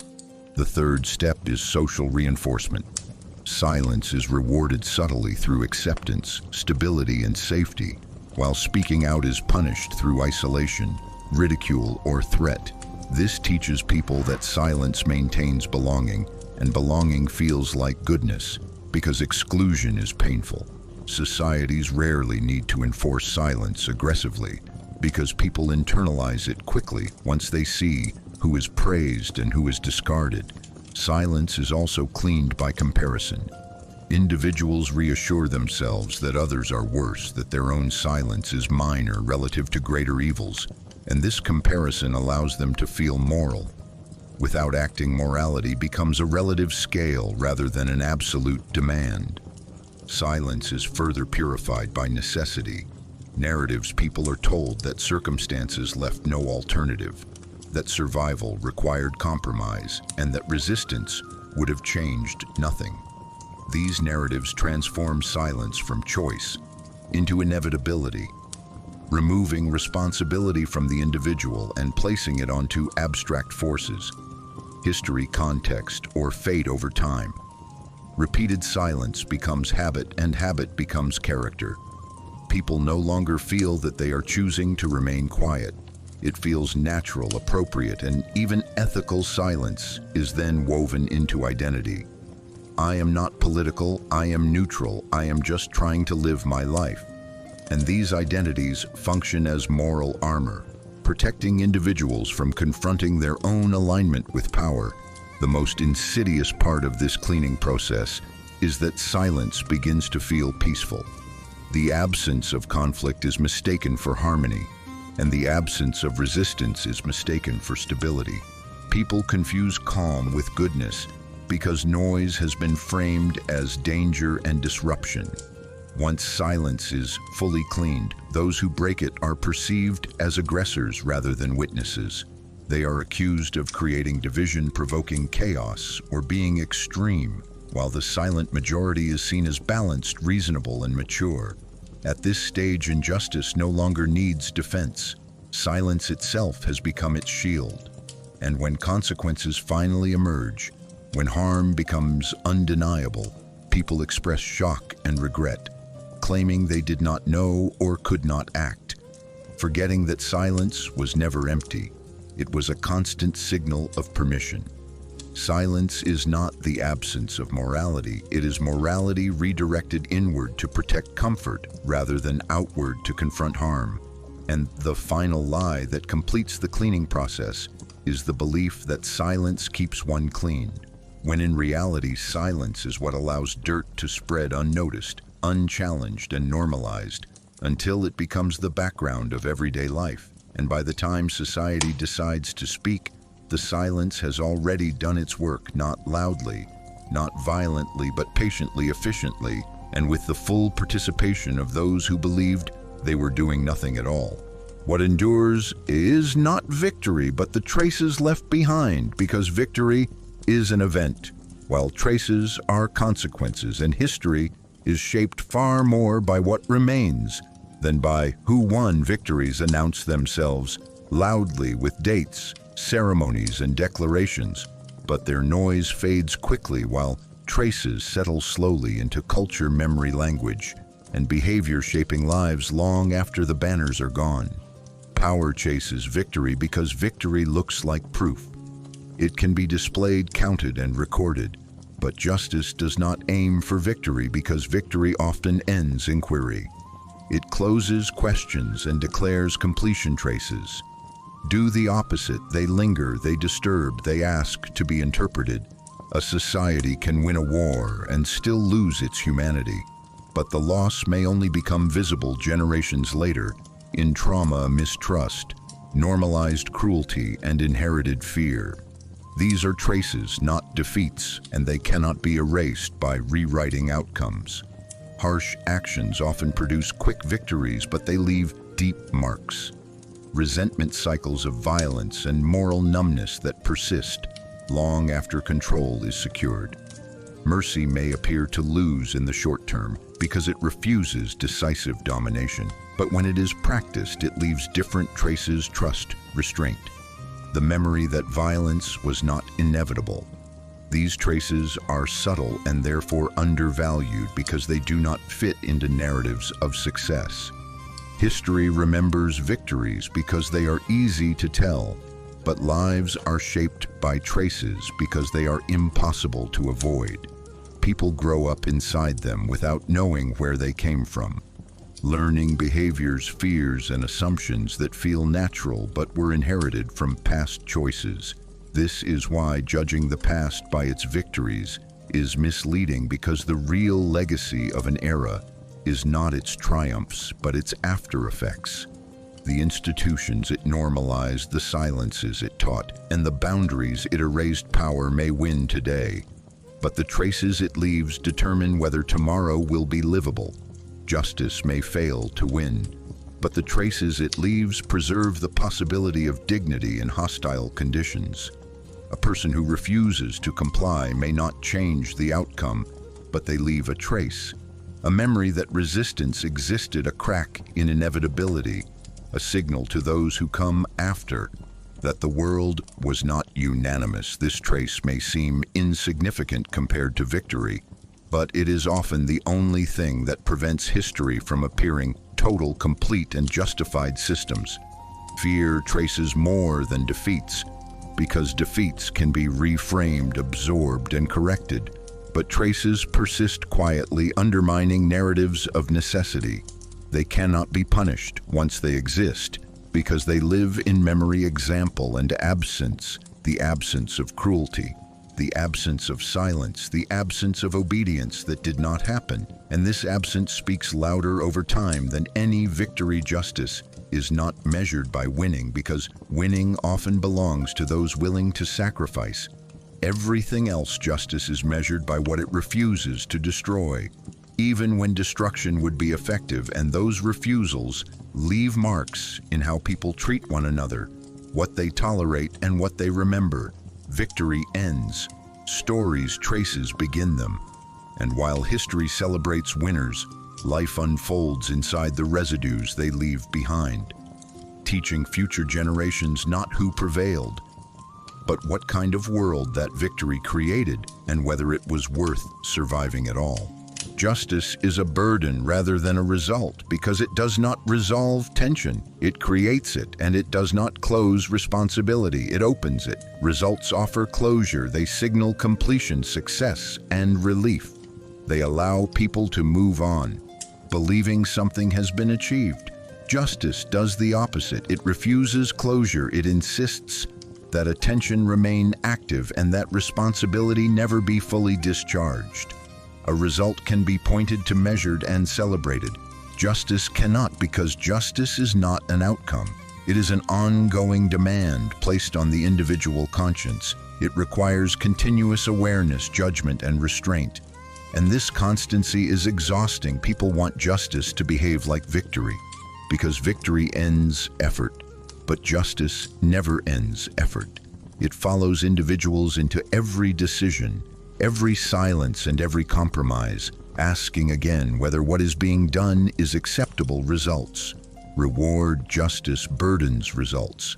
Simplified justice complicates. This is why people instinctively resist justice, even while praising it in theory, because praise costs nothing, while practice costs energy, comfort, and safety. Justice offers no finish line, because the moment it becomes a result, it turns into justification. Once justice is declared achieved, it can be used to excuse harm committed.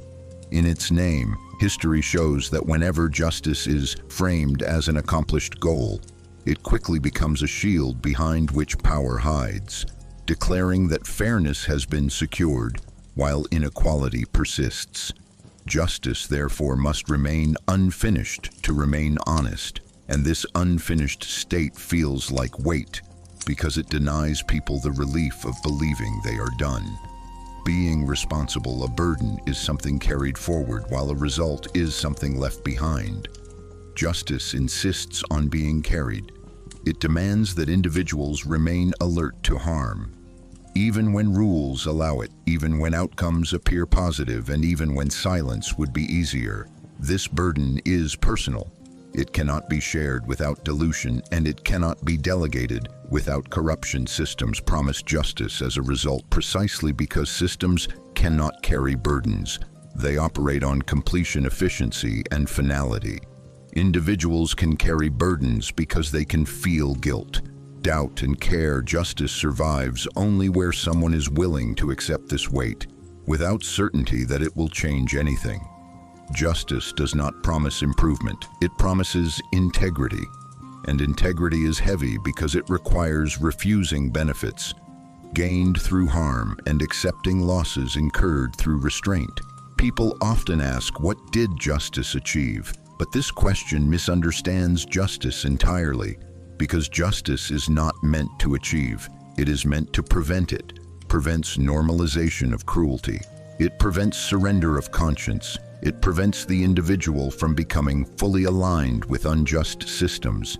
These preventions leave no visible trace and therefore feel like nothing happened, which makes the burden feel pointless. Yet this invisibility is precisely what gives justice its value. It guards what cannot be restored, once lost dignity, trust. Humanity, a person who carries justice, often appears to gain nothing and lose much, because the burden extracts a price immediately, while offering no reward. Later, this imbalance makes justice feel unreasonable in a world trained to measure worth by results. But justice measures worth by refusal, by what one chose not to do, even when doing it would have been effective, profitable, or safe. This refusal weighs heavily because it isolates. It slows progress and it invites doubt, not only from others but from oneself. The just person must live with uncertainty, wondering whether their burden mattered, whether it changed anything, and whether the cost was worth it. Results silence these questions. Justice amplifies them, which is why people crave results and avoid justice. They want an end to responsibility, not a deepening of it, yet without those willing to carry justice as a burden. Results become empty victories and systems become efficient machines for harm. Justice is heavy because it preserves the possibility of remaining human under conditions that reward inhumanity, and that preservation has no endpoint, no ceremony, and no applause. Only the quiet knowledge that something worse was not done, and that knowledge must be carried alone without proof that it was necessary. Justice is a burden because it refuses to let people rest inside outcomes and insists instead that they remain accountable to meaning, and meaning, unlike results, never stops asking for its weight to be borne. Power comforts people because it removes uncertainty, while justice unsettles them because it exposes it, and the human mind instinctively seeks relief from uncertainty more than alignment with truth. Power offers psychological rest. It promises that decisions have already been made, that responsibility has been assigned, and that consequences are managed elsewhere. This creates a sense of calm, even when the situation itself is unjust, because calm does not come from goodness, it comes from predictability. Power tells people where they stand, who they are, and what is expected of them. And this clarity feels like safety because ambiguity is exhausting. Justice offers no such relief. Justice refuses to finalize meaning. It reopens questions that power works hard to close. It asks whether obedience is acceptable, whether silence is complicit, and whether comfort is being purchased at someone else's expense. These questions disturb because they do not come with instructions or guarantees. They force individuals to think, choose, and remain alert. And constant alertness is emotionally taxing. Power allows people to rest by surrendering agency. Justice keeps people awake by returning it. Power simplifies moral life into roles, rules, and permissions. Justice complicates it by insisting that context, intention, and impact matter. Even when the rules allow harm, this complication creates discomfort because it denies people the refuge of saying, "I followed the rules," or "I had no choice." Justice removes excuses, and when excuses disappear, people must confront themselves. And that confrontation is deeply unsettling. Power also soothes because it absorbs guilt when actions are taken under authority. Individuals can distance themselves from outcomes, believing that responsibility belongs to the system. Justice collapses this distance. It insists that participation matters, that silence communicates, and that inaction shapes results. This insistence feels threatening because it leaves no neutral ground. Power provides neutrality. Justice denies it. Power says stay within the structure and you will be protected. Justice says stand where you must, even if no one protects you, and this difference explains why power feels like comfort, while justice feels like exposure. Power creates belonging, and belonging reduces anxiety because it reassures people they are not alone. Justice often isolates, and isolation amplifies anxiety because it removes social validation. People fear being wrong alone more than being wrong together, and power exploits this fear by rewarding conformity. Justice unsettles because it demands integrity. Without witnesses, approval, or reward, it requires people to act without knowing whether they will be supported, remembered, or vindicated. Power comforts because it aligns with human avoidance of pain. It allows people to live without constantly measuring themselves against their values. Justice unsettles because it refuses to let values become abstract. It brings them into direct contact with behavior and forces reconciliation between the two. This reconciliation is painful because it reveals compromise, hypocrisy, and fear. Qualities people would rather keep buried. Power offers emotional anesthesia. It dulls conscience by replacing it with procedure. Justice removes anesthesia and exposes raw nerve endings.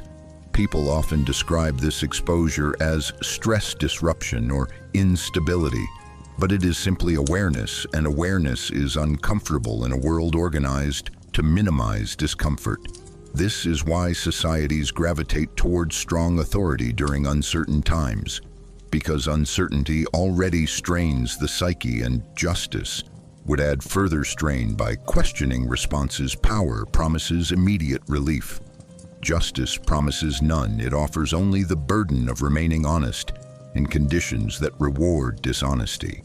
The deepest reason justice unsettles is that it does not allow people to feel finished. Power allows people to believe they have done enough, complied enough, adapted enough. Justice insists that enough is never guaranteed, that moral responsibility is ongoing and cannot be delegated, postponed, or completed. This endless demand feels oppressive to those seeking peace, yet it is the only force that prevents peace from becoming numbness, comfort from becoming complicity, and order from becoming quiet. Power relaxes people by lowering the bar. Justice disturbs them by raising it, and as long as comfort is valued more than consciousness, power will always feel like relief, while justice will feel like a disturbance that threatens the fragile calm built on not looking too closely. Human beings hide their weakness inside power because power provides distance between who they are and what they fear to admit about themselves.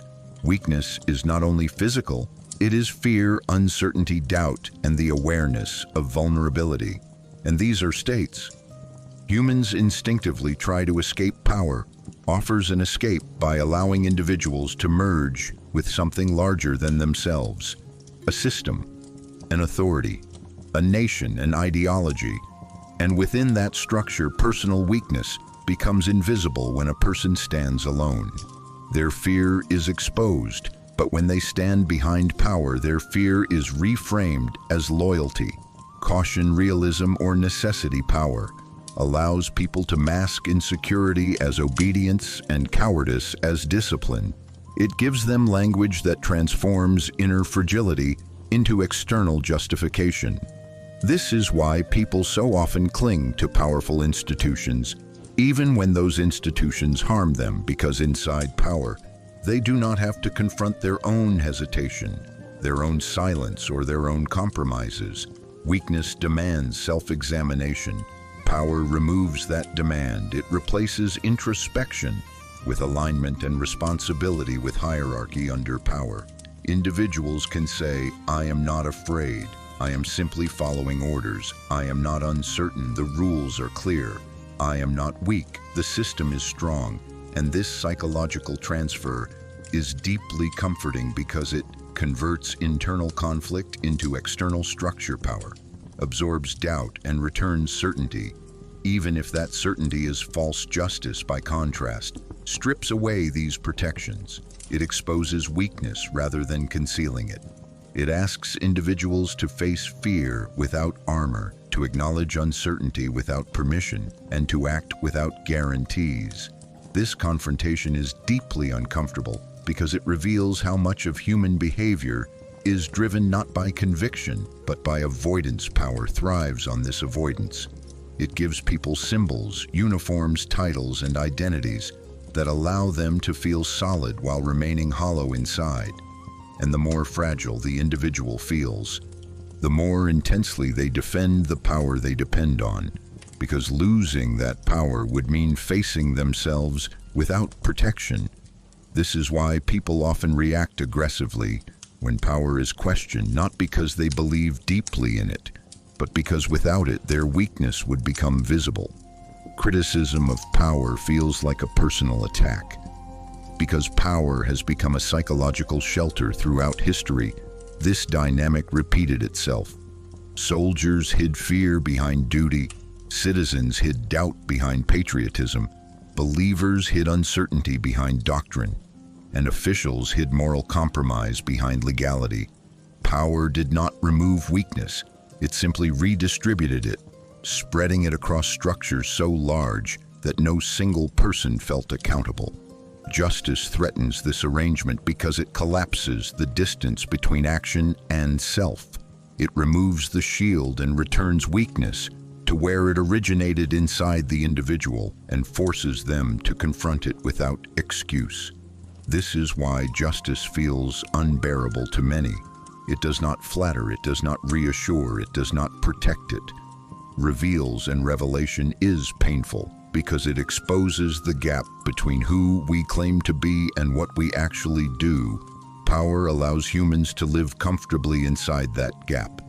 Justice does not, and so people defend power not because it makes them strong, but because it prevents them from seeing how fragile they truly are. And as long as power continues to offer this refuge from self-awareness, weakness will continue to hide behind authority, while justice remains something admired from a safe distance, but rarely embraced. Justice wins late, while power is rewarded immediately, and this imbalance quietly governs human choices far more than ideals ever could. Power speaks in the language of now. It offers safety, approval, status, money, and belonging in the present moment. It reassures people instantly that they made the right choice, because the reward arrives before doubt has time to grow.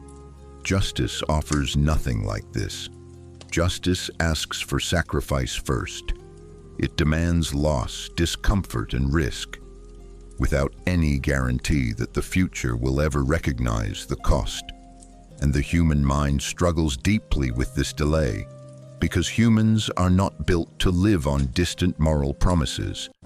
When immediate benefits are available, power understands this weakness and exploits it efficiently, rewarding obedience quickly and visibly, while punishing resistance just as fast, creating a world where compliance feels intelligent and dissent feels self-destructive.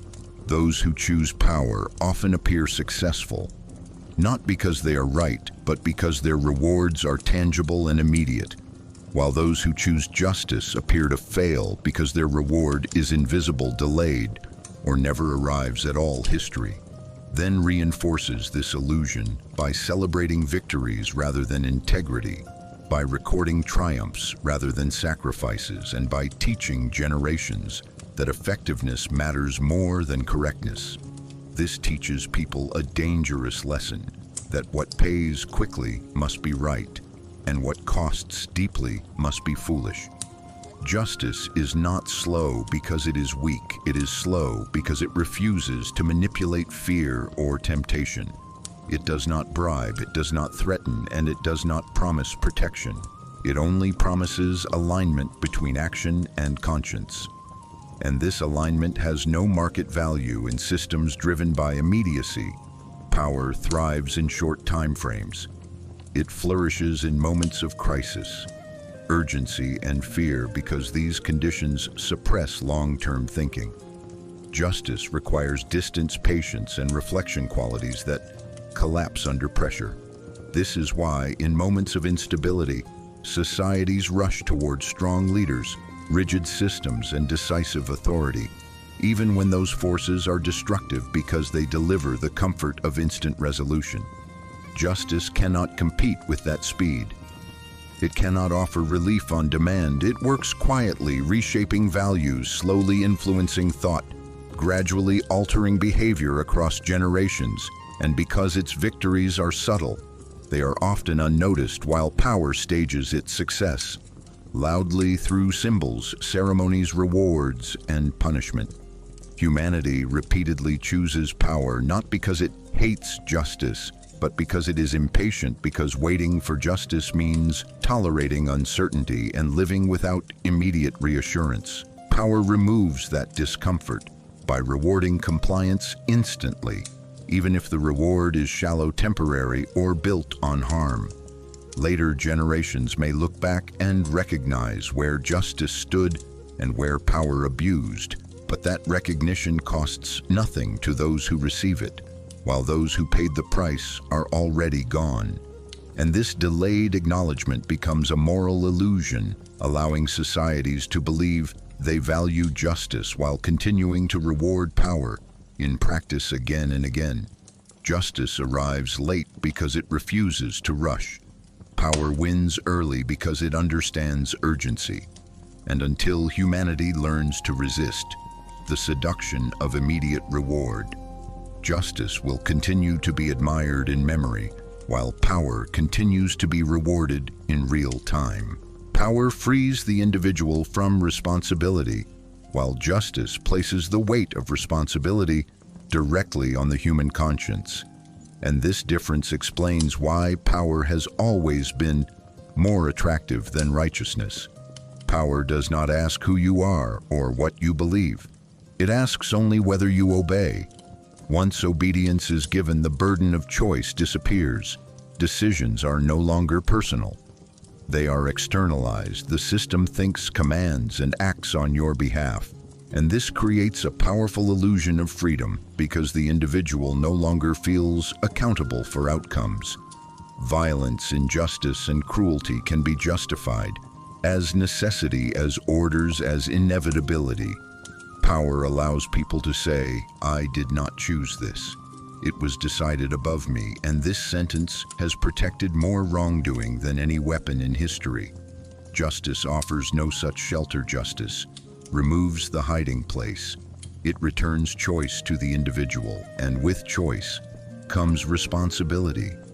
Responsibility for action, responsibility for silence, responsibility for participation, and responsibility for consequence. A just person cannot outsource morality to authority, cannot dissolve guilt into hierarchy, cannot escape by blending into the crowd. Justice forces the individual to remain awake, while power allows sleep. This is why power feels liberating. It releases people from the exhausting work of moral judgment, simplifies life into roles, duties, and permissions, while justice complicates life by insisting that every action matters and every silence speaks throughout history. Those who aligned themselves with power often felt free, not because they were unconstrained, but because they were unburdened. Their freedom was the freedom of not having to think, not having to resist and not having to answer for the harm caused in their name. Justice, by contrast, creates a heavier existence. It demands that individuals remain conscious, even when consciousness is painful. It asks them to choose correctly, even when the cost is personal: loss, exclusion, punishment, or death. This is why just individuals so often appear troubled, isolated, or exhausted, while those close to power appear confident, relaxed, and certain. Power reassures, justice unsettles. Power says follow and you will be protected. Justice says stand and you will be exposed. And exposure is terrifying because it removes the comfort of collective excuse under power. Guilt is diluted among many under justice. Guilt is singular and unavoidable. History shows again and again that when faced with this choice, most people instinctively reach for the relief that power offers, rather than the burden that justice demands. They prefer delegated morality over personal integrity, because integrity has consequences. Power creates distance between action and conscience. Justice collapses that distance, completely forcing individuals to face themselves without mediation. And this confrontation is deeply uncomfortable. It reveals fear, cowardice, and compromise, qualities people would rather not see in themselves. Power hides these truths behind uniforms, laws, traditions, and rituals. Justice strips them away and leaves only the human being and the decision they must make. This is why societies reward obedience more consistently than righteousness, why loyalty is praised more often than courage, and why systems survive not through justice, but through the promise of relief from responsibility. The paradox is that power does not truly free anyone, it only postpones accountability, while justice, though heavy, is the only path that grants real moral freedom. Yet moral freedom is rarely chosen because it offers no protection, no permission, and no excuse. Only the truth of one's actions and the weight of living with them. Power may win events, but justice decides what kind of human survives them. History will always remember the strong, but it is shaped by the quiet traces left by those who refuse to surrender their conscience. Justice does not promise victory, comfort, or applause. It only asks one thing: that when silence is easier, when obedience is safer, and when power is rewarded, someone still chooses not to become smaller. Perhaps justice was never meant to save the world. Perhaps it exists so that the world does not completely erase what it means to be human. And maybe the real question is not whether justice wins, but whether we are willing to carry it, even when it does not. If this reflection stayed with you, if it unsettled you rather than comforted you, then you are already part of this conversation. Subscribe for more historical and philosophical journeys like this one, not for answers, but for the questions that refuse to stay silent.